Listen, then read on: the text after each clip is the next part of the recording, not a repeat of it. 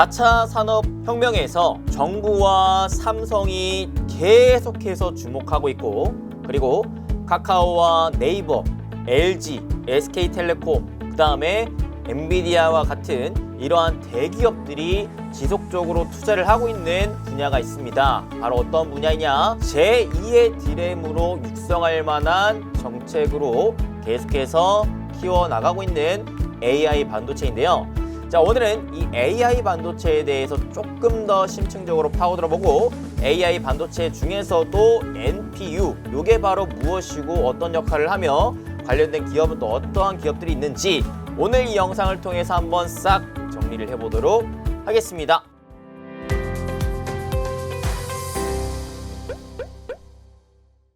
네, 여러분들 반갑습니다. 여러분들을 위한 부자팀 행복 파트너 이수민 대표입니다. 자, 오늘 여러분들과 저번 주에 어떠한 강의 공부를 했었죠? 맞습니다. 바로 AI. 100배 성장의 전망을 잡을 수 있을 만한 대기업들이 지속적으로 투자를 하고 있으면서 정말 큰 성장세를 우리가 전망해 볼 수 있을 만한 요 AI에 대해서 우리가 공부를 해봤는데, 자, 기억이 나시려나 모르겠습니다. 해당 영상을 안 보신 분들이 혹시라도 계시다면 그 영상 먼저 한번 딸깍 보고 오시면 너무나 좋을 것 같네요. 자, 그때 제가 뭐라고 말씀드렸냐, 짧게 한번 정리해 보도록 하겠습니다. 인공지능 AI는 뭐다? 인간과 똑같은 지능을 갖고 있는 게 바로 인공지능이다. 그때에는 머신러닝, 딥러닝이 있었고, 머신러닝 중에서는 지도학습, 비지도학습, 강학습이 있었고, 이제 딥러닝 이쪽이 이제 중요한데, 요 AI 쪽으로 조금 더 앞으로의 성장세를 이뤄내기 위해서는 뭐가 이제 중요하느냐, AI 쪽의 투자 포인트는 무엇이느냐, 가장 중요했던 게 바로 AI 반도체, 즉 NPU였다라고 얘기를 했습니다. 자, 그래서 오늘은 그 AI의 심화 강의이자 이 AI 반도체 NPU 강의를 본격적으로 한번 진행을 해보도록 하겠습니다. 집중! 오늘도 여러분들 놓치지 마시고 끝까지 한번 시청하시면 알짜 정보들 많을 거라 생각합니다. 오늘의 강의는 무엇이느냐? 제가 이렇게 뭐 가끔씩 기분이 좋아가지고 강의 중간에 이제 노래를 부르는 게 한 번씩 나오는데, 여러분들이 이런 것들을 또 좋아해 주시더라고요. 자, 어찌됐든 자, 오늘의 강의는 무엇이느냐? 4차 산업혁명에서 정부와 삼성이 주목하고 대기업들이 투자하는 NPU, 요거에 대해서 얘기를 할 텐데요. 자, 그러면 NPU가 무엇이느냐? NPU란 영어로 풀어볼게요. Neural, 그죠? Neural Processing Unit. 자, 이게 뭐라고요? 야, Neural Processing Unit. 뭐야 이게? 무슨 소리고? 이 무슨 소리입니까, 요게? 여러분들, Neural Processing Unit. 사람의 두뇌처럼 뭘 한다? 학습하고 추론하는 인공지능 구현에 특화된 반도체를 말한다. 그러니까 쉽게 설명해서 인공지능 구현에 특화된 고성능 저전력 시스템 반도체입니다. 시스템 반도체. 반도체에는 메모리 반도체와 비메모리 반도체가 있다고 그랬는데, 이 비메모리 반도체를 다른 말로 시스템 반도체라고도 하죠. 자, 이 시스템 반도체, 비메모리 반도체 내에서는 다양한 반도체들이 있습니다. 기본적으로 CPU, 여러분들이 많이 알고 있는 컴퓨터에도 들어가고 스마트폰에도 들어가고 게임기에도 들어가는 CPU가 있고요. 그거의 한 단계 더 진화된 게 GPU. 거기에 또 한 단계 더 진화된 게 뭐라고요? 요 NPU라는 거예요. 요 큰 시스템 반도체 카테고리 내에 있는 반도체 중에 하나이구나. 근데 요 반도체는 앞으로 인공지능 구현에 특화된 고성능 저전력 시스템 반도체구나 라고 이 정도로 생각을 하시면 될 것 같습니다. 우리나라 정부가요, 요 NPU 개발에 무려 1,200억 넘게 투입한다고 하니까 여러분들이 이쪽에 일단 주목을 해봐야 될 것 같은데요. 자, 제가요 서두에 4차 산업혁명이라는 단어를 썼습니다.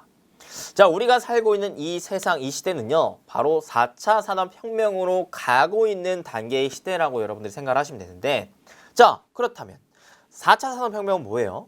여러분들, 쉽게 말해서 초연결, 초지능 시대라고 합니다. 데이터 3차 산업혁명이 인터넷 혁명 시대였다면 4차 산업혁명은 요 인터넷이 좀 더 고도화가 되는 거예요. 그래서 5G, 6G 세대를 통해 데이터망이 빠르게 구축이 되면서 그 안에 뭐가 메타버스도 하고 그 다음에 대용량의 클라우드도 있고 그 다음에 자율주행도 하고 그 다음에 로봇도 만들어지고 그 다음에 AI도 나오고 이러한 등등등등 초연결 초지능 시대 요 데이터로 그냥 전 세계를 쫙 아우를 수 있을 만한 시대가 바로 4차 혁명 시대다. 4차 산업혁명 시대다라고 볼 수가 있겠는데 자, 그를 가기 위해 우리가 현재 이 시점은 거의 시작점에 있다고 보셔도 되는데 인공지능이라는 새로운 산업이 딱 등장을 하면서 기계적이지 않고 스스로 학습하고 사고하는 이 로봇 기계가 탄생하게 됩니다. 탄생하게 돼요. 과거에 컴퓨터라는 기계를 탄생시킬 수 있었던 연상장치, 요게 바로 CPU인데요. CPU. 자, CPU. 얘는 Central Processing Unit이라고 해가지고 중앙 처리 장치라는 의미를 뜻합니다.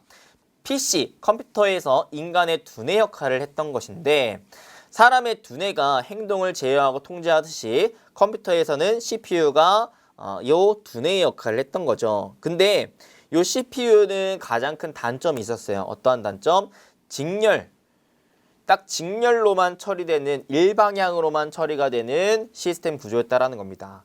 병렬로 연산이 안 되다 보니까 속도는 빠르지만 한 번에 한 가지씩 일을 처리할 수밖에 없었다라는 거예요. 그러니까 예를 들어 내가 삐리삐리 하면서 자, 물을 먹어야지 물을 먹는 거 이것밖에 못하는 거예요. 물을 먹으라는 명령어를 들으면 물을 먹는 것만 하는 겁니다. 물을 먹으면서 다른 거를 보고 내 손을 움직이고 뭐 이런 것들을 할 수가 없는 거예요. 동시다발적으로 다른 일들을 하지 못하는 구조였다라는 겁니다. 즉, 그러니까 내 눈은 요거를 보고 있고 내 귀는 요쪽 소리를 듣고 있고 그 다음에 내 손은 요 텀블러를 들고 그 다음에 입은 요렇게 마셔야 되는 일들 동시에 해야 되는데 이 CPU 직렬 처리 방식상 딱 한 가지 일밖에 못 한다는 거예요. 그래서 뭐예요? 첫 번째 물을 봐라. 두 번째 손으로 물을 집어라. 물을 짚고 올려라. 이렇게 단계별로 이루어지게 되나 보니까 효율적이지가 않잖아요. 시간이 많이 소요가 되잖아요. 그죠? 그래서 이러한 좀 단점이 있었다. 그래서 CPU가 순차적으로 계산하는 이 직렬 처리 방식은 컴퓨터가 스스로 판단할 수 있도록 하는 반복적인 학습을 한꺼번에 처리하는 것에 대해서는 속도가 매우 느릴 수밖에 없었다라는 거예요. 오케이? 자, 그래서 CPU는 그러면 어떻게 생겼는데요? CPU는 바로 요렇게 생겼습니다. 이렇게 반도체 칩 이렇게 딱 들어가 있어요. 이게 CPU 반도체 칩이라고 좀 보시면 되는데, 자, 요 CPU에서 아무래도 우리가 컴퓨터를 쓰든 스마트폰을 쓰든 뭘 쓰든 보다 더 많은 데이터를 보다 더 빠르게 처리해야 되는 그리고 동시다발적으로 여러 가지 일들을 수행해야 되는 상황들이 점점 더 많아지고 있기 때문에 우리가 톡카놓고 말해서 이 스마트폰만 보더라도 그렇잖아요. 자, 멀티태스킹 기능이 생겼어요. 그래서 내가 유튜브를 보면서 카카오톡을 하고, 그죠? 그 다음에 노래를 들으면서 사진을 찍고, 이렇게 다양한 기능을 동시다발적으로 해야 되는 역할을 수행하는 것들이 하나둘씩 늘어가면서 보다 빠르게 처리할 수 있을 반도체가 필요해졌다라는 거예요. 그래서 뭐가 탄생했습니까? GPU가 탄생했습니다. 이렇게. 대표적으로 엔비디아가 이 시장에서 1위를 차지하고 있는데, 자, GPU는 그래픽스 프로세싱 유닛, 즉 빠른 속도로 컴퓨터 그래픽을 처리하기 위해 만들어진 장치입니다. 복잡한 3D 그래픽을 처리하는 데 필요한 연상 능력, 특정된 많은 계산을 동시에 처리하는 목적으로 만들어진 프로세서인 거죠. 포괄적인 컴퓨팅을 처리하는 CPU와 달리 제어 영역이 없어요. 대신에 빠른 연산 속도가 가능한 병렬 처리 기술을 갖고 있는 게 바로 이 GPU였다. 아하. 자, 정리를 하겠습니다. 시스템 반도체라는 놈이 있어요. 기존의 메모리 반도체는 여러분들이 잘 알고 있는 D램, 낸드와 같이 어떠한 데이터를 기억하고 저장하는 역할을 하는데 이 시스템 반도체는 뭐예요? 정보를 처리하는 역할을 하는 게 바로 시스템 반도체다. 근데 그 정보를 처리함에 있어서 첫 번째로 CPU가 상용화가 됐었다. 근데 이 CPU는 직렬 처리 방식이었다. 직렬 처리 방식. 그렇기 때문에 빠른 속도를 갖고 있었지만 동시다발적으로 하는 역할을 하는 데는 굉장히 큰 단점이 있었다. 그래서 한 가지 일은 빠르게 처리하지만 뭐예요? 동시다발적인 일을 수행하는 것은 불가능했다. 그렇기 때문에 보다 다양한 것들을 동시다발적으로 해야 되는 역할에서 새롭게 튀어나온 게 뭐다? GPU였다. GPU는 뭐였어요? 병렬 처리 방식이었다. 그래서 병렬 처리 방식으로 인해 어떤 것들을 했냐? 자, 빠른 연산 속도가 가능하고요. 동시에 많은 계산을 할 수 있는 장점을 갖고 있었다. 하지만 제어 영역이 없다라는 단점을 갖고 있다라는 부분이에요. 오케이? 자, 그래서 여러분들 요 이슈도 한번 볼 필요가 있겠는데 요거는 이따가 좀 얘기를 하겠습니다. 자, 그래서 CPU 전 세계적으로 1위를 차지했던 기업은 인텔이라는 기업이었고요. GPU에서 1위를 차지했던 기업은 엔비디아였습니다. 엔비디아. 자, 그 다음에 AP라는 반도체도 나왔습니다. AP는 전 세계에서 퀄컴이 거의 1위를 차지했는데 AP는 보통 스마트폰, 휴대폰에 탑재가 되었어요. CPU, GPU, 통신칩 요게 하나로 통합된 반도체가 바로 이 AP입니다. AP. 오케이. 그래서 CPU와 GPU와 그 다음에 통신칩 요거 세 개를 하나로 통합시킨 반도체라고 보시면 되고 요거는 스마트폰에 탑재가 되는 반도체였다 라고 보시면 되겠죠. 오케이. 자, 그 다음에 이제 우리가 공부해야 될 NPU입니다. NPU는요 아까도 얘기했다시피 뉴럴 프로세싱 유닛, 즉 사람의 두뇌처럼 효율적인 데이터를 처리하는 기술입니다. 사람의 두뇌처럼 효율적인 데이터를 처리하는 기술이다. 인간처럼 학습하고 추론하는 데 최적화된 기술로 평가를 받고 있어요. 딥러닝, 인공지능 연구를 위한 최적화된 반도체가 NPU라고 보시면 되겠습니다. 뉴럴, 신경계를 뜻한다. 여기 뇌에 있는 뉴럴이라는 신경계를 뜻하는 부분이고 이 신경계, 인간의 뇌에 이 신경계를 본떠가지고 동시다발적으로 데이터를 처리하는 반도체를 만든 게 NPU였다. 기존의 CPU가 연산을 통제하고 GPU가 이미지를 구현하는 목적에 활용을 했다면 NPU는 빅데이터로 수집된 방대한 정보를 사람의 요 뉴럴처럼 빠르게 처리가 되는 게 NPU다 라고 보시면 되겠습니다. 그래서 NPU를 장착한 칩이 AI 칩이라고 하고요. AI 시대로 접어들면서 NPU 반도체가 주목받고 있다라고 보시면 되겠습니다. 오케이. 자, 이 부분에 대해서 여러분들에게 조금 더 쉽게 설명을 좀 해드릴게요. 여기까지 일단은 어떤 개념인지는 이해하셨어요? 자, 일단 요게 GPU고 이제 요게 NPU예요. 요게 NPU. 삼성 엑시노스 9에 들어가는 게 이제 NPU인데 첫 번째로 아까도 봤다시피 데이터를 처리하는 역할을 하는 반도체가 필요했다라는 거예요. 우리가 컴퓨터를 쓰는데 컴퓨터의 두뇌 역할을 하는 반도체가 필요했다라는 거죠. 그래서 내가 어떠한 입력값을 딱 넣었을 때 그거를 곧바로 처리하는 역할, 즉 컴퓨터 전원 온 하면은 딱 켜지고 컴퓨터 전원 오프 하면은 딱 꺼지고 어떤 내가 글자를 입력하면은 바로 입력으로 값이 나오게 하는 내가 딱 데이터를 입력했을 때 곧바로 출력이 되게끔 이렇게 직렬적인 역할을 수행하는 것이 CPU였는데 시대가 점점 빠르게 성장함에 따라서 이게 한 번에 한 가지의 일을 수행하는 게 아니라 한 번에 여러 가지의 일을 수행해야 되고 보다 또 좀 높은 수준의 그래픽을 형상화하기 위해서 기존의 직렬 형식이 아닌 병렬 형식의 반도체가 좀 필요했었다.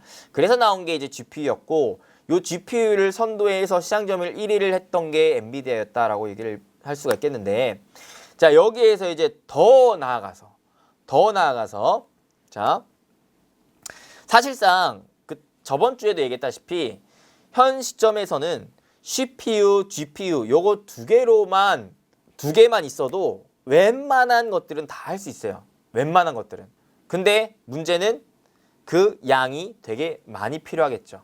직렬, 병렬 각각의 역할을 하는 CPU, GPU를 탑재를 여러 개 해버리면은 사실 크게 무리가 없이 데이터 빠르게 처리할 수 있는 역할의 기기를 만들어낼 수가 있습니다. 근데 그만큼 반도체가 하나의 기기 안에 많이 들어가게 되겠죠. 오케이? 사물이 보다 더 똑똑해지고 인간의 두뇌처럼 할 수 있을 만한 기능이 필요한데 그렇게 하려면 반도체가 더 많이 들어가야 돼. 그러면은 생각해보세요. 스마트폰이 있는데 보다 더 빠르게 처리하기 위한 스마트폰을 만들려면은 반도체가 더 늘어나? 그러면 크기가 점점 더 커지겠죠. 크기가 점점 더 커지면 어때요? 이 스마트폰 비용이 더 비싸지겠죠. 왜? 반도체를 그만큼 더 많이 넣어야 되니까. 그러면 또 거기에 들어가는 전력 소모도 더 심화될 겁니다. 배터리가 빨리 소모가 되겠죠. 그러면은 사실 사람들이 스마트폰을 쓰지 않을 거예요. 맞잖아요. 똑같은 크기 안에 보다 더 빨리 처리하고 전력 소모는 줄이는 반도체가 남아줘야 동일한 크기 내에 보다 심화적인 역할을 하는 기기를 만들 수가 있기 때문에 그런 반도체를 계속해서 연구하고 만들어가는 겁니다. 그게 바로 이번에 나온 게 NPU였다. NPU의 연산 성능은 CPU의 40배 수준입니다. 40배. CPU는 순차적으로 하나씩 연산하는 차이가 특징이었고 GPU는 다수의 코어가 한 번에 병렬로 처리하기 때문에 한 방에 시간이 많이 걸리는 그래픽 작업들을 빠르게 수행할 수 있는 역할을 했던 게 GPU였는데 CPU, GPU 이런 차이가 있었는데 코어 수 차이. 자, NPU는 CPU 대비 40배 연산 성능을 갖고 있다고 합니다. 와, 대박인 거죠. 그러면서 전력 소모도 더 낮아요. 그렇기 때문에 고성능 저전력의 반도체가 나왔기에 이에 대한 수요가 점점 더 늘어나겠다라고 얘기를 할 수가 있는 겁니다. 저번 시간에도 말씀드렸다시피 사실 CPU랑 GPU 요거 두 개를 이용해서 인공지능을 구현을 할 수는 있지만 효율적인 문제에 대해서 별로 그렇게 효율적이지 않기 때문에 요 효율 문제를 해결하기 위해서 NPU가 탄생이 됐다라고 보시면 되겠다. 자, 그래서 실제 스마트폰에서 가장 활발하게 이용이 되고 있다는 것이에요. 우리가 휴대성을 가질 때 작고 가벼워야 되는 역할을 가져야 될 게 대표적으로 반도체가 들어가는 기기 중에 스마트폰이 대표적이기 때문에 그 스마트폰에는 다른 PC라든지 게임기라든지 로봇이라든지 이런 것들에 비해서 보다 고성능 저전력의 반도체가 필요했기에 여기에 가장 활발하게 이용이 되고 있다는 것입니다. 오케이. 그리고 NPU가 필요한 사실 궁극적인 이유가 있어요. 자, 이게 인공지능 개념을 이해를 하셔야 되는데 기존에 지금 인공지능이 많이 쓰여지고 있는 게 대표적인 게 우리 스마트폰에 시리야, 지니야 이런 거 얘기하잖아요. 이걸 AI 비서라고 하는데 누군가를 딱 부르고 내가 원하는 역할을 지시를 했을 때 AI 기능이 그거를 인지하고 수행하는 역할을 한다고 해가지고 AI 비서라고 우리가 불러요. 오케이? 그런데 지금까지 이 AI 비서 역시 CPU, GPU 위주로 활용이 됐었기 때문에 어떠한 움직임을 보여줬었냐면, 자, 내가 얘한테 지시를 해요. AI 비서한테 지시를 해. 예를 들어, 자, 오늘 날씨는 어떠니? 물어봤어. 그럼 얘가 오늘의 날씨는 하고 어떠어떠하다 답변을 해줘야 될 거 아니야. 그럼 그 답변을 해줄 때 있어서 얘가 어디에서 찾아오냐면 저기에 있는 데이터 센터에 가가지고 찾아와야 돼. 즉, 이 지금 데이터망이 깔려있지 않으면 얘 자체적으로 답변을 답하기가 불가능하다라는 거예요. 이래요. 그리고 그 데이터 센터 안에 정해져 있는 그 대답값만 얘가 선택적으로 가져와서 답변을 할 수가 있어요. 그러다 보니까 그 데이터 센터 안에 입력이 되어 있지 않은 내용은 얘가 답변을 할 수가 없어요. 오케이? 이해됩니까? 이해돼요? 여기까지 이해돼요? 그런데 그러면 얼마나 이게 사실 비효율적이고 불편해요. 얘가 입력해 놓은 값만 내가 활용을 할 수가 있기 때문에 실질적인 비서 역할을 다 수행하기가 어렵다라는 거예요. 오케이? 자, 그렇기 때문에 야, 이거 그리고 5G망, 이 데이터망이 안 깔려 있으면 얘는 자체적으로 생각할 수 있을 만한 역할을 못 하는 것이기 때문에 얘 하나만으로도 자체적으로 학습하고 자체적으로 기능하고 자체적으로 송출하는 온전한 AI 비서 역할을 하기 위해서는 뭐가 필요하다? On Device AI라는 기능이 필요하다. 요거를 하기 위해 이제 NPU가 필요하다라는 거. 특히 요 데이터 센터로 송수신하는 과정에서 해킹에 대한 위험성도 있는데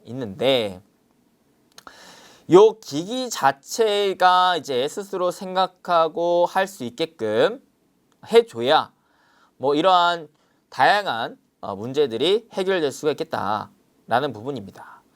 그래서 앞으로는 이 AI 비서는 본인 스스로 대답을 생각해내는 것이 아니라 생각해내야 된다는 거고, 현재로서는 우리와 데이터 센터를 연결해주는 매개체 역할밖에 못하고 있다는 거예요. 오케이? 그래서 이 인공지능 비서가 실질적으로 AI 비서가 실질적인 비서 역할을 하려면 NPU가 필요하다라는 것 정도를 이해하고 계시면 될 것 같습니다. 그래서 지금 이 스마트폰 내에서도 이 NPU가 사용되는 기능처들이 몇 가지가 있는데, 대표적으로는 첫 번째가 그 AI 비서고, 2차적으로는 생체 인식이에요. 생체 인식. 예를 들어 이렇게 지문 인식하는 거, 그리고 홍채 인식하는 거, 얼굴 인식하는 거, 이런 것들이 빠른 시간 내에 데이터를 쫙 뽑아내고 그거를 데이터 값을 확인해내서 구분해서 출력해내야 되기 때문에 요거 역시도 NPU가 이제 필요합니다. 그리고 스마트 렌즈라고 해가지고 이렇게 카메라를 딱 대고 여러분들 내 얼굴 인식하고 그 다음에 자체적인 필터가 입히게끔 들어가는 거 있죠. 예를 들어 인물 찍을 때는 인물에 맞는 필터, 배경을 찍을 때는 배경에 맞는 필터, 음식을 찍을 때는 음식에 맞는 필터. 요즘 스마트폰 카메라들은 다 그런 식으로 나오거든요. 그러니까 이러한 역할들을 할 때 필요한 것들이 다 NPU다. NPU의 앞으로의 성장성은 굉장히 무궁무진하다라고 볼 수가 있어요. 앞으로 AI 시대가 온다면 AI는 자체적으로 학습하고 자체적으로 역할을 수행하는 것이 이제 AI가 될 텐데, 이를 활용하기 위해서는 반도체가 CPU, GPU로는 한계가 있다. 자체적으로 학습하고 보다 빠른 데이터 처리 역할 할 수 있는 게 NPU다라는 거 생각하시면 되겠습니다. 오케이. 그래서 전반적으로 AI 반도체 NPU는 이렇기에 필요하다 정도 생각하시면 되겠고, 더 나아가서 이제 앞으로 어떤 시장이 또 열린다면, 자율주행 시대가 열린다면 뭐예요? 또 자동차 내에 반도체 칩이 엄청나게 필요해요. 이 반도체가 수행하는 역할은 뭐가 있어요? 현재 도로 상황도 알고 있어야 되고, 신호도 봐야 되고, 그 다음에 날씨 환경도 알아야 되고, 옆에 어떤 차가 있는지도 알아야 되고, 그 다음에 갑자기 돌발 장애물이 나오는 것도 우리가 체크를 해줘야 되고, 그죠? 갑자기 짐승이 튀어나올 수도 있잖아요. 갑자기 사람이 튀어나올 수도 있고, 갑자기 때 아닌 오토바이가 튀어나올 수도 있고, 그죠? 이러한 모든 돌발 변수를 그때에 맞춰서 발빠르게 인지하고 처리하고 수행할 수 있을 만한 역할이 필요한데 이 역할도 역시 NPU가 할 가능성이 매우 높다. 오케이. 그래서 앞으로의 최첨단 신산업들이 나옴에 따라서 이 AI 반도체의 역할이 더 커질 전망이다라는 것쯤은 알고 계셔야겠다라고 설명하도록 하겠습니다. 자, 오케이. 그래서 이슈를 좀 보도록 하겠습니다. 한국판 뉴딜 2.0 버전에 33조 원을 투자를 한다. 미래차 AI 등 신산업에 66조를 공급을 한다라고 하면서 내년 경제정책 방향을 발표를 했습니다. 야, 내년에도 한국판 뉴딜에 어마무시하게 투자, 심지어는 미래차 AI 등 신산업에는 66조를 공급을 한대요. 어마무시한 숫자죠. 자, 그래서 내려봤더니 자, 이거 보세요. 디지털 뉴딜, 그린 뉴딜 이쪽에 각각 9조 원, 12.7조 원을 투자를 한다고 하는데 여기 세부적인 디지털 뉴딜 쪽 내용을 보시면 자, 여기 세 번째 개방형 메타버스 플랫폼 개발 뿐만 아니라 지능형 메모리, 즉 AI 반도체 개발에 투자를 한다라고 발표를 했습니다. 즉 정부가 밀어준다라는 부분이에요. 정부가 밀어준다. 거기에 자, 엔비디아라는 기업 아십니까? GPU 1위를 했었던 엔비디아 무려 시총이 126%가 뛰었는데 거기에 핵심 포인트가 바로 AI 반도체였다. 무슨 말입니까? 밑으로 보겠습니다. 글로벌 IT 업계가 AI 반도체 사업에 군침을 흘리고 있다. 미국 IT 기업 엔비디아는 AI 특화 반도체 영역을 확장하면서 시총이 올해 약 126%까지 뛰었다. 2배 이상 올라갔다라는 거예요. 올해만 하더라도. 오케이. 그리고 SK텔레콤은 자체 개발한 AI 반도체 사피온 시리즈를 전담할 전문 계열사 사피온 코리아를 설립해 본격적인 시장 공략에 나선다. 오.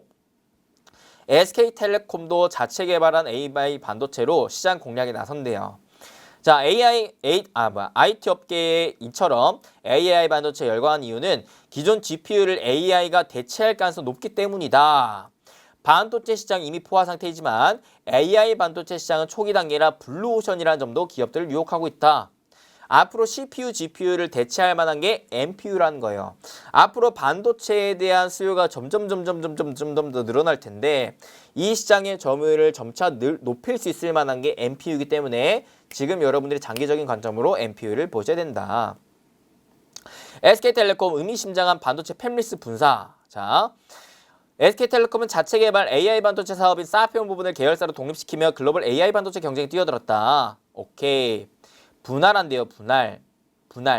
그래서 최근에 SK텔레콤이 요것 때문에 거래 정지 좀 먹고 주가가 단기적으로 좀 많이 빠졌었죠. 그죠? 그래서 저는 개인적으로 이 SK텔레콤에서 분할해서 나온 이 기업이 상장을 한다면 그 기업도 관심 있게 볼 필요가 있겠다라고 생각이 들어요. 왜? AI 반도체를 개발해냈기 때문에. 그래서 SK그룹은 투자 전문 지주사 SK스퀘어 산하의 SK하이닉스를 통해 메모리 반도체 중심으로 반도체 사업을 영위하고 있는데 계열사를 추가 설립해가지고 시스템 반도체 사업에 뛰어든 것은 이례적인 행보다. 그만큼 AI 반도체 개발을 차세대 먹거리로 점찍어두고 개발에 총력을 기울이고 있다는 것이다. 4년간 연구해가지고 자체 개발한 데이터 센터용 AI 반도체 사피온 요거를 전격 공개한 것이라는 거예요. 오케이. AI 반도체 팹리스 입지를 강화해가지고 글로벌 시장에 진출할 계획이다라고 얘기를 합니다. AI 반도체 업계 1위. 지금으로서는 테슬라 시리즈를 출시하고 있는 엔비디아. 올해 AI 반도체 기반의 메타버스 협업 플랫폼 옴니버스를 발표했는데 해당 플랫폼이 메타버스 구현의 필수적이라는 평가를 받으며 주가가 급등했다.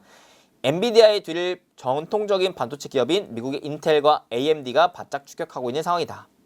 AI 반도체 업계 블루오션으로 떠올라 50조 시장 기회를 잡아라 합니다. 오호.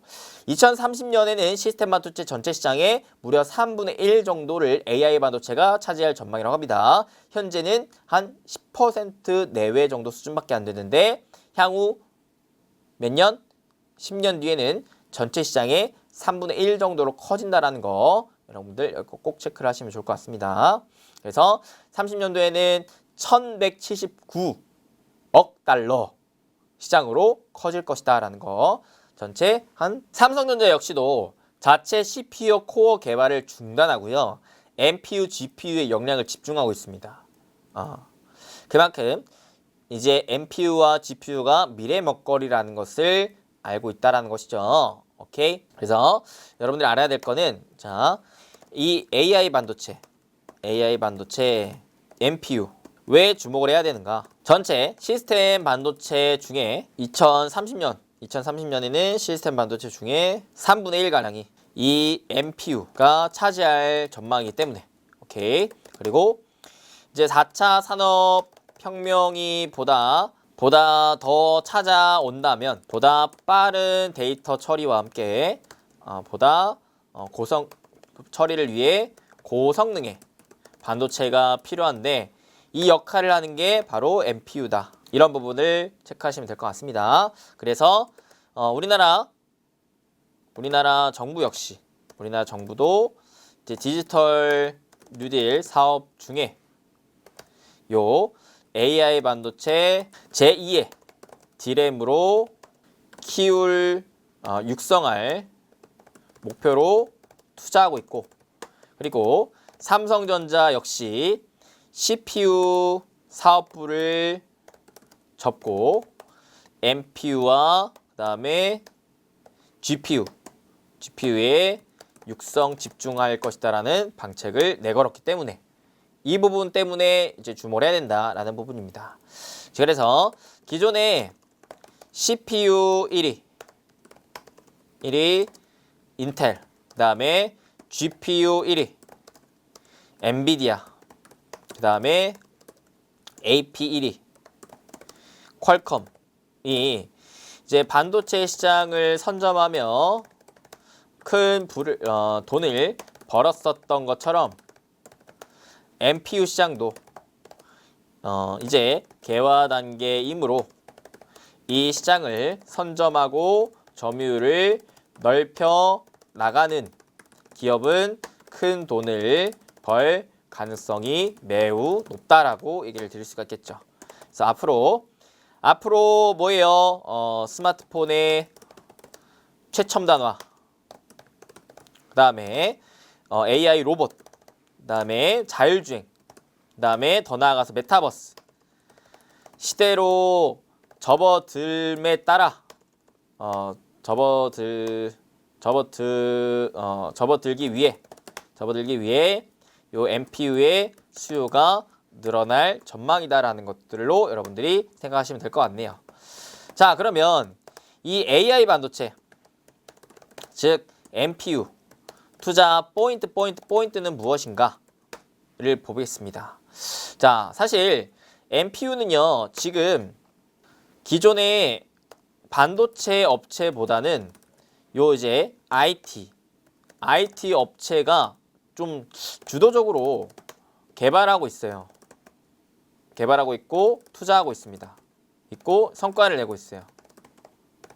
왜냐면 이것에 대한 이유를 좀 알아야 되는데, 자, NPU는 CPU보다 40배, GPU보다 10배 빠른 연산 처리가 가능한데, 자, 요것을 지금 반도체 기업뿐만 아니라 반도체 위탁 생산하던 기존 IT 기업들도 뛰어들어 치열한 경쟁을 벌이는 상황입니다.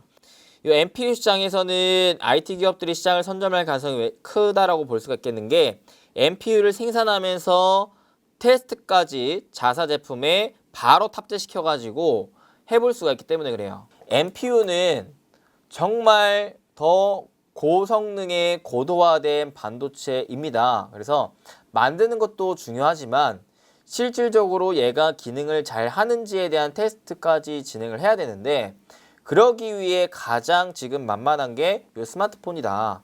그래서 스마트폰에 얘를 넣어서 실질적으로 기능을 하는지 마는지를 테스트까지 해봐야지 얘를 완성시켜서 만들어서 판매할 것인데 이 테스트를 하는 데 있어서 스마트폰을 자사 만들어 봤던 업체들이 아무래도 테스트에 대한 어려움이 없기 때문에 얘네들이 좀 더 지금 앞서 나가고 있다라고 좀 볼 수가 있을 것 같아요. 그래서 얘를 바로 테스트베드로 자사 제품에 탑재를 시켜가지고 상용화를 시킬 수 있을 만한 모멘텀을 갖고 있는 게 대부분의 좀 IT 업체다라고 좀 볼 수가 있겠죠.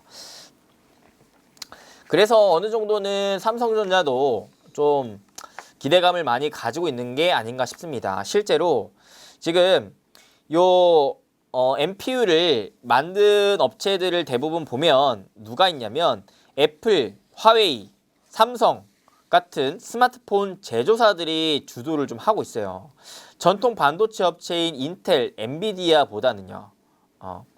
그래서 이 AI 반도체 현재로서는 IT 업체가 주도적으로 개발하고 있다. 대표적으로 애플, 화웨이, 그다음에 삼성 등. 그리고 여기에 이제 SK텔레콤도 제 자체 개발을 좀 했고요. 요거는 근데 요 사업부를 분할 상장할 좀 가능성이 있다. 그래서 요거 분할 상장한다면 해당 기업에 좀 주목을 해볼 필요가 있겠고요. 그 다음에 이제 그 외에도 LG 같은 경우도 LG도 여기에 좀 주목을 하고 있다.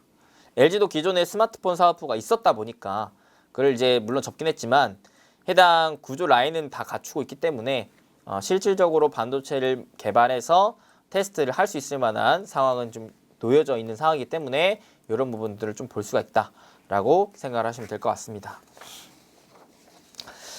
그래서 아직까지는 요 이제 MPU 시장에서 뚜렷하게 앞서 나가고 있다라고 할 만한 기업들은 좀 애매해요.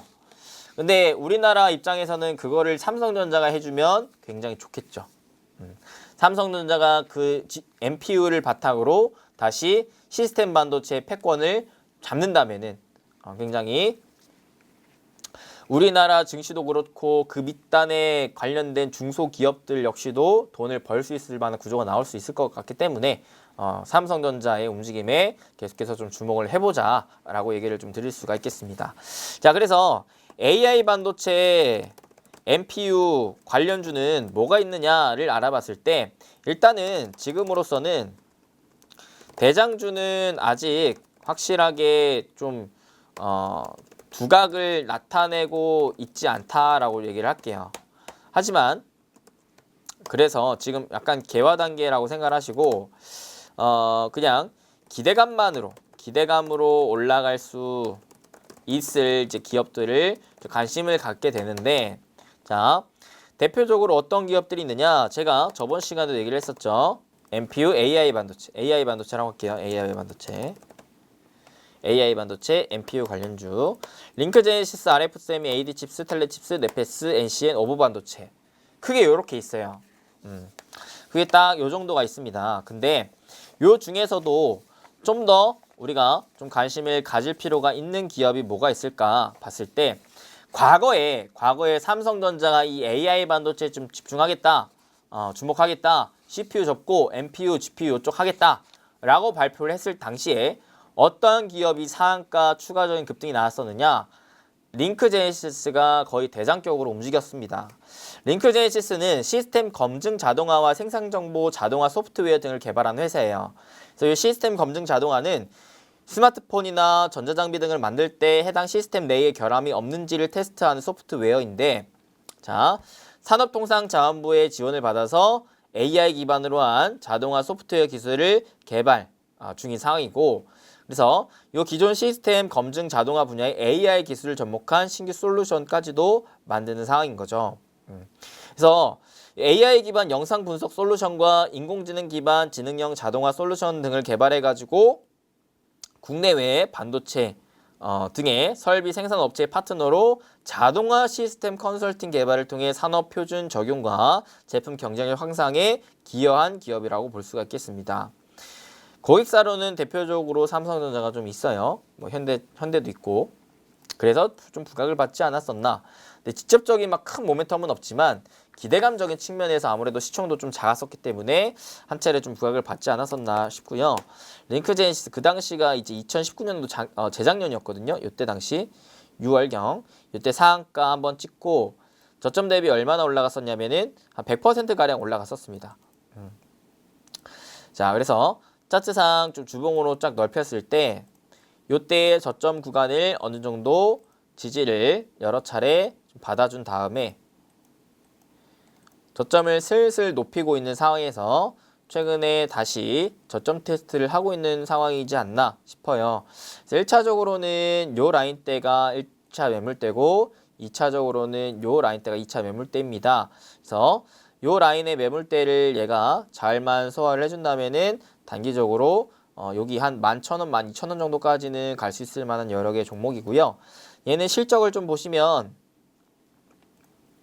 자, 일단은 시총은 1,000억이 안 됩니다. 굉장히 싼 중소형 기업이고요. 적자를 보여주지는 않았던 기업입니다. 근데 매출액이 그렇게 많이 나오지는 않아요. 보시면 이번 분기 실적을 볼게요. 이번 분기 실적 또한 3분기까지 더했을 때 약 100억 정도 수준의 영업이익은 한 22억 정도. 그렇게까지 큰 매출이 나지 않은 상황이라고 좀 볼 수가 있겠습니다. 그래서 성장주로 보기보다는 그냥 단기적인 이 AI 반도체 관련된 기대감이 붙었을 때 가장 먼저 움직일 수 있을 만한 중소형 기업이겠다라고 생각을 하시면 되겠죠. 크게 먹을 용도로 보기보다는 그때 이슈가 붙었을 때 짧게 단타하고 나오는 종목이라고 좀 생각을 하시면 될 것 같습니다. 그 다음에 이제 RF세미 같은 기업은 얘도 그때 당시에 어느 정도는 좀 반등세를 보여주긴 했었어요. 얘는 삼성전자 1차 벤더사로 AI에 필요한 음성 임신용 마이크로폰 칩 개발하는 회사로 알려져 있는 기업입니다. 과거에 빅스비를 삼성전자의 전 제품에 탑재했다는 이슈로 주가가 좀 급등했었기 때문에 이 AI 반도체에 이은 이제 AI 비서 쪽에 모멘텀이 좀 붙었을 때 올라갈 수 있을 만한 기업이다라고 생각을 할 수가 있겠는데요. 얘는 적자예요. 보시면 매출이 점점 줄어들고 적자 폭도 점점 커졌습니다. 보시면 올해 실적도 봤을 때 매출액이 점점 줄어들면서 영업이익의 적자 폭이 점점 커지고 있는 상황이기 때문에 이런 애들은 사실상 투자하기에 그렇게 좀 좋을 만한 기업은 아니다. 그냥 알고만 계셔라 정도 얘기를 좀 드릴 수가 있겠고요. 네페스가 그나마 AI 반도체 중에서는 좀 기대감을 갖고 있는 게 뭐냐면 뇌신경망 구조로 된 뉴로모픽 칩을 상용화했다라고 알려져 있는 기업입니다. 네페스는 작년에 미국의 퀵 로직이 발표한 인공지능 플랫폼인 퀵 AI에 네페스 AI 칩을 공급하기로 했었습니다. 그러면서 자,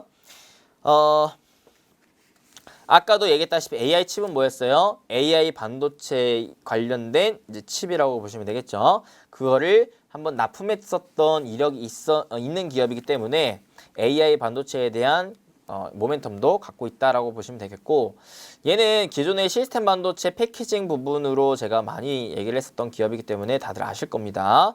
자, 올해 보시면 분기 실적이 4분기부터 다시 흑자가 점차 좀 커질 전망이 잡혀있기 때문에 내년에는 좀 기대를 해볼 만한 기업이 아닌가 외에 올해까지는 적자였지만 내년부터 영업이익과 당기순이익 다 흑자 전환의 전망이 잡혀있고 매출액도 크게 늘 만한 전망이 잡혀있기 때문에 그렇다라고 좀 볼 수가 있겠죠. 오케이. 그 다음에 아까 이제 봤던 기업 중에서 텔레칩스를 제가 저번 시간에 한번 좀 강조를 하긴 했어요. 뭐라고 하면서 강조를 했냐면 텔레칩스는 자율주행 차량용 AP까지 사업을 확대하고 있고 인공지능 프로세서 NPU, AP 뉴럴 돌핀 개발을 하고 있는 상황입니다. 그래서 이 NPU를 23년에서 24년 출시를 목표로 개발하고 있는 상황이기 때문에 요거 개발만 완료된다면 모멘텀이 붙을 수 있겠죠. 오케이. 그래서 개발 단계인 상황이기 때문에 기대감으로 단기적으로 올라갈 만한 기업이긴 하다. 그리고 텔레칩스는 제가 여러 차례 좀 강조를 했던 기업이기도 하죠. 왜? 자율주행 관련된 모멘텀도 있고 차량용 반도체에 대한 관련된 모멘텀도 있기 때문에. 자, 최근에 정부가 어제였죠. 6개 대기업 수장을 모아놓고 식사 자리를 가졌는데 여기에서 뭐라 그랬어요? 삼성과 현대차가 차량용 반도체에 대한 협업을 해라 라고 얘기를 했습니다. 이 말인 즉슨 뭐예요? 지금 현대차가 차량용 반도체가 없어서 자동차를 못 만들고 있기 때문에 야 삼성전자야 삼성아 현대차한테 차량용 반도체 좀 만들어줘라 라고 얘기를 한 거나 다름없거든요. 그렇다고 봤을 때 그러면 삼성전자 입장에서 차량용 반도체를 만들어야 되잖아요. 그러면 이 차량용 반도체를 만들 때 설계를 해줘야 되는데 그 설계를 누가 하느냐? 텔레칩스가 좀 주도적으로 합니다. 삼성전자에게 그 차량용 반도체에 대해서는. 그래서 오늘도 해당 이슈 때문에 한번 갭상승을 좀 보여줬었죠. 텔레칩스. 물론 갭상승 이후에 매물소와 하락 조정이 좀 나오긴 했지만 갭을 메우는 조정이라고 좀 봤을 때 나쁘지 않았다라고 좀 생각을 합니다. 위 구간에 요 2만 원대 저항대 있었던 매물이 좀 나왔다라고 보여지죠. 오케이.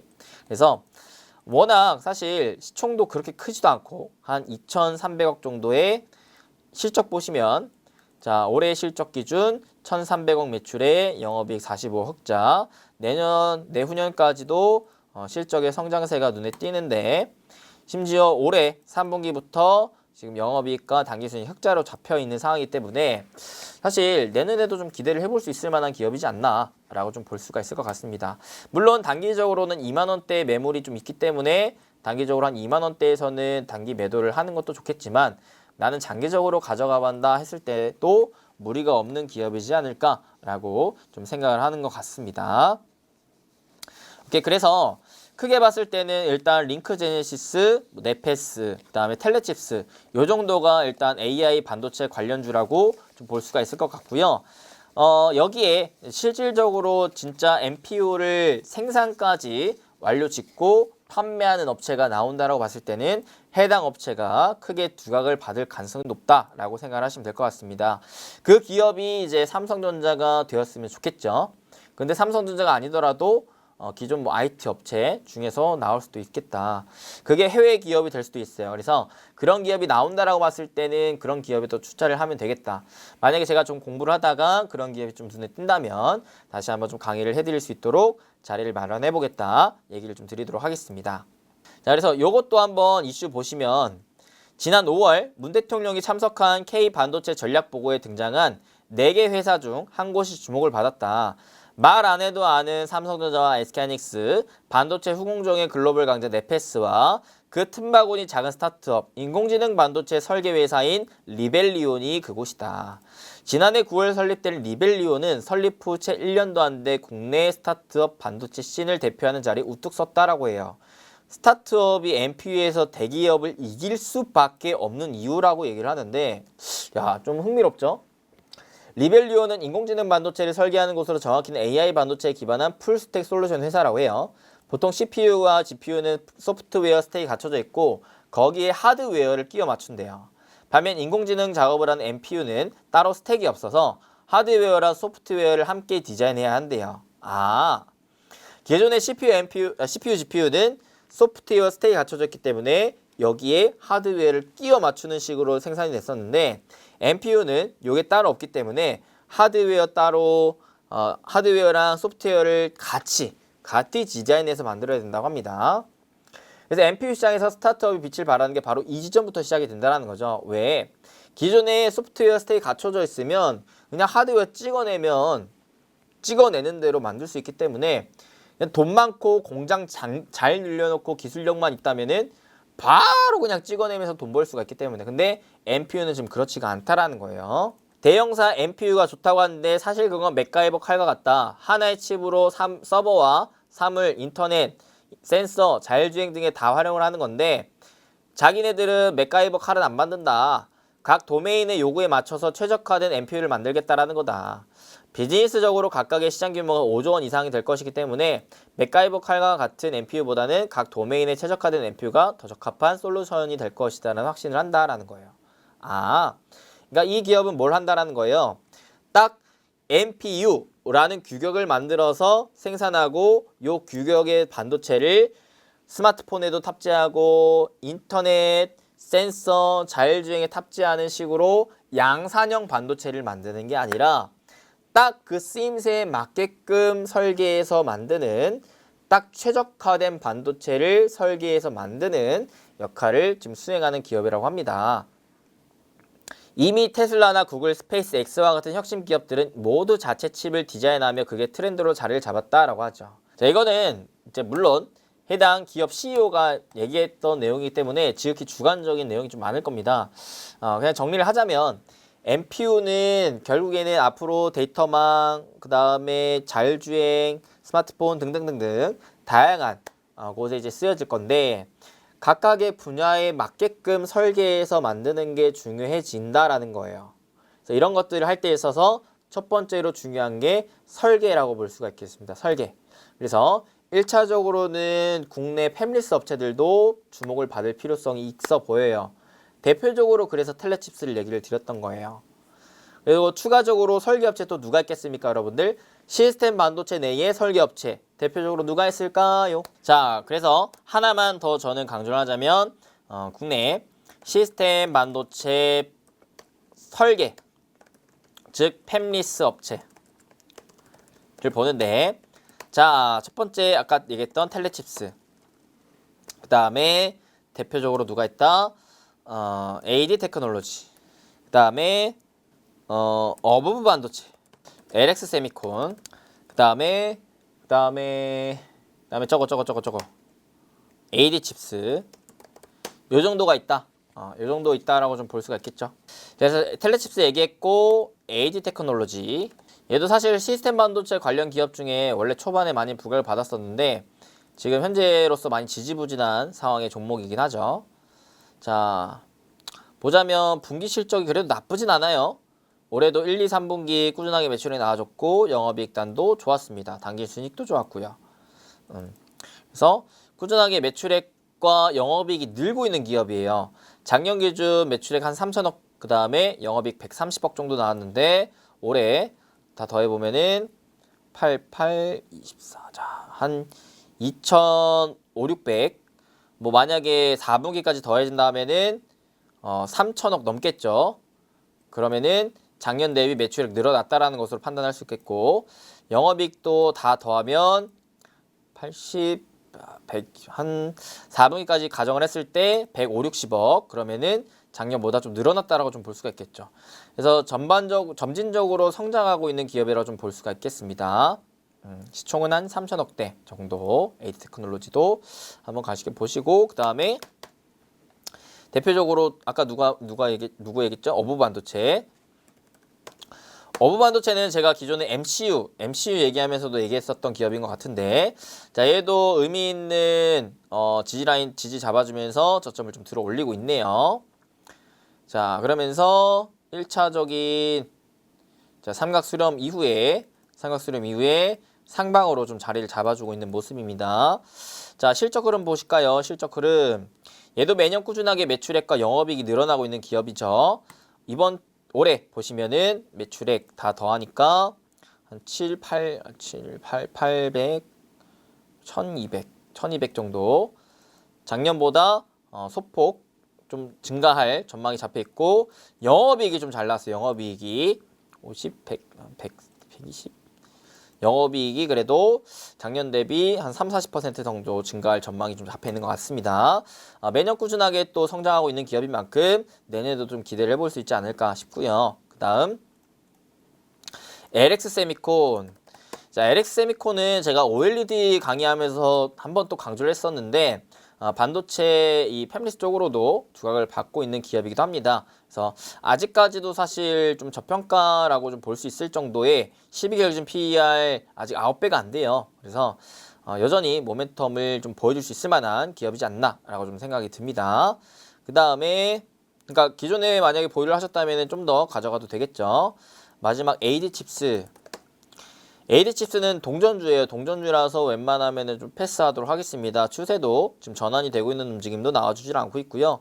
실적도 지금 3년 연속 적자에다가 올해도 적자네요. 4년 연속 적자일 것이기 때문에 이런 애들은 웬만하면은 잡지 않는 게 좋습니다. AD 칩스 뺄게요. 과감하게 삭제 하도록 하겠습니다. 그럼 여기 이제 좀 겹쳐지는 아무래도 좀 텔레칩스 얘는 조금 더 주목을 해볼 필요가 있지 않을까라고 좀 생각을 하시면 될 것 같네요. 장기적인 그림으로서 본다라는 것이죠. 일단은 그리고 1차적으로 AI 반도체 관련된 모멘텀이 좀 이슈화가 된다면 좀 부각을 받을 수도 있겠다라고 생각을 하시면 될 것 같네요. 오늘은 이 정도로 진행을 하겠습니다.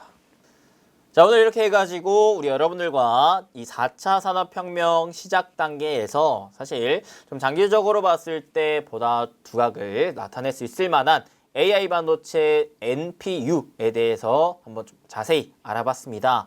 자, 이 시장 자체가 현 시점으로서는 그렇게까지 크게 두각을 나타내고 있지는 못하지만 앞으로 보다 최첨단 시대로 감에 따라서 기존의 CPU, GPU에 대한 비중을 NPU가 보다 더 많이 차지할 수 있기 때문에 지금부터 여러분들이 한번 관심 있게 보면서 공부를 해보시면 좋을 것 같다는 생각에 오늘 이렇게 좀 강의를 해드렸고요.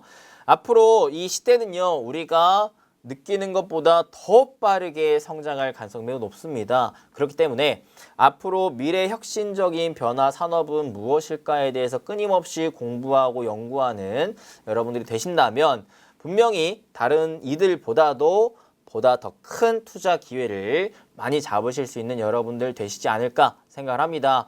그래서 계속해서 여러분들에게 뭐 메타버스라든지 그다음에 NFT라든지 자율주행이라든지 오늘의 이 AI라든지 이런 부분들에 대한 강의를 계속해서 꾸준히 해드리고 있는 이유이기 때문에 여러분들 항상 남들을 따라가기보다는 좀 더 한 발 더 앞서 나가고 남들이 보지 못하는 것들 먼저 선제적으로 보는 습관을 가지면서 공부하는 자세로 현명한 투자하시는 여러분들 다 되시길 진심으로 응원하고 바라며 축복하도록 하겠습니다. 그래서 오늘 이 강의는 이렇게 좀 마치도록 하겠고요. 여러분들 요 AI 반도체 NPU는 다시 말씀드리지만 뭐 지금 당장 투자를 해라 이런 건 아니고 이런 개념이 있다. 라고 얘기를 할 수가 있겠고 과거에 CPU 1위를 했던 인텔, GPU 1위를 했던 엔비디아 이런 애들의 주가가 계속해서 강세를 보여줬었기 때문에 앞으로 그러면 차기에 NPU에서 1위를 차지할 수 있을 만한 기업이 누구일까에 대해서 우리가 한번 같이 공부해보고 연구해보자 라는 취지로 알려드린 것이다 라는 것으로 생각을 하시면 될 것 같습니다. 오늘 이 강의가 여러분들에게 조금이나마 또 도움이 되셨다면 잊지 마시고 좋아요, 구독, 알림 설정 꾹꾹 딱딱딱 빡빡빡 딱 한 번씩과 댓글 자유롭게 남겨주시면 진심으로 감사하고 그것이 저에게는 정말 큰 힘이 됩니다. 다음 강의 보다 더 좋은 정보와 또 재밌는 강의로 찾아뵐 수 있는 이수민 대표 될 수 있도록 할 테니까요. 여러분들 다음에 또 뵙도록 하겠습니다. 끝까지 시청해주셔서 진심으로 감사드립니다. 뿅!